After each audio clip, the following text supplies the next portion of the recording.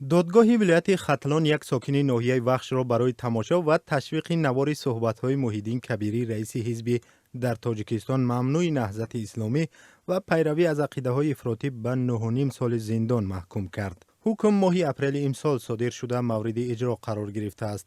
دادگاه علی جان شریپوف 32 ساله را اینچنین برای تماشا و ترغیب نوار صحبت‌های ویدیویی عبدالحلیم نظرزاده حاجی حلیم معاون سابق وزیر دفاع تاجیکستان و متهم در آشوب مسلحانه سال 2015 گناهکار دانست. از جمله در حکم دادگاه گفته شده است که شریپوف نوارهای ویدیویی جلسه ریاست عالی حزب نهضت اسلامی تاجیکستان در هجرت قسم‌های 1 و 2 را تماشا کرده، نوارهای را با شرکت حاجی حلیم نظرزاده تشویق کرده است که خصوصیت توصیفی دارند. با حکم دادگاه علی جان شریپوف برای دعوت به اکستریمیسم، دعوت برای با راه زوراوری تغییر دادن ساخت کنستیتوسیونی و فعالیت در حزب‌های سیاسی که با قرار دادگاه در تاجیکستان ممنوع دانسته می‌شوند گناهکار دانسته شد. خود علی جان شریپوف در بیانیه‌هایش گفته است که واقعاً بعد تماشا و بازنشر نوارها با شرکت رئیس حنید و عبدالحلیم نظرزاده مشغول شده، اما نمی‌دانست که این کارش غیر قانونی و جنایت است.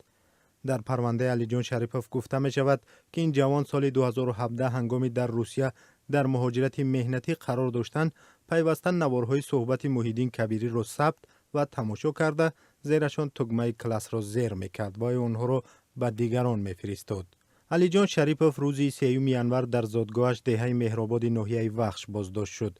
تیمور بایزاده دادرس دادگاه ولایت ختلان که این پرونده را بررسی کرده است، روز 9 می در صحبت با رادیو آزادی گفت پس از بازگشت از مهاجرت این جوان به تبلیغ و تشویق عقیده های افراطی خود ادامه داده است. و میگن ما نمیدونستیم جنایت های این یکم اساس هم نداره، برای اینکه هر روز توسط تلویزیون و رادیو همه چیزی گفته است. ایسو نمایش نشان داد، ایسو گازت و مجلات چاپ کرده است. خیلی ندانستن وای چیز و از جاگیری آزاد نمیکنند. جنایت در اصل صادر شده گیکو. ماه سپتامبر سال 2015 دادگاه عالی تاجیکستان فعالیت حزب نهضت اسلامی تاجیکستان را ممنوع و تروریستی و اکستریمیستی اعلام کرد. مسئولان این حزب با حکم و هم اتهام رسمی ضد خود و سازمان سیاسیشان کاملا راضی نیستند و میگویند آشوب عبدالحلیم نظرزاده با هدف از صحنه سیاسی تاجیکستان بیرون کردن حزب اپوزیسیونی تشکیل شد. در پی این حوادث در تاجیکستان نزدیک 200 نفر در میان آنها بیش از 100 عضو حنید زندانی شدند. در میان محکوم شده ها به مهلت‌های سنگین زندان از جمله زندان ابد 13 عضو ریاست عالی حزب نهضت اسلامی تاجیکستان میباشند. اکثر فعالان این حزب و دیگر سازمان‌های اپوزیسیونی تاجیکستان را ترک کردند.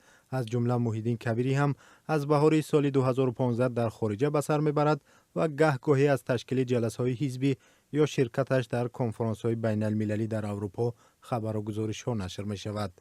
اما پیوندان علی جان شریپوف میگویند او واقعاً هم درباره این حزب و یا ممنوع بودن تماشای نوارهای رهبران آن چیزی نمی‌دانست. در حالی که شریپوف برای بازبینی پروندهش درخواست نداده است، این حادثه کم نظیر است که یک دادگاه در تاجیکستان برای تماشا و بازنشر صحبت‌های ویدیویی رئیس حزب نهضت اسلامی تاجیکستان محیدین کبیری به زندان می‌رود. علی جان شریپوف ختم کرده دانشگاه بوده، پدر 3 فرزند نابالغ است.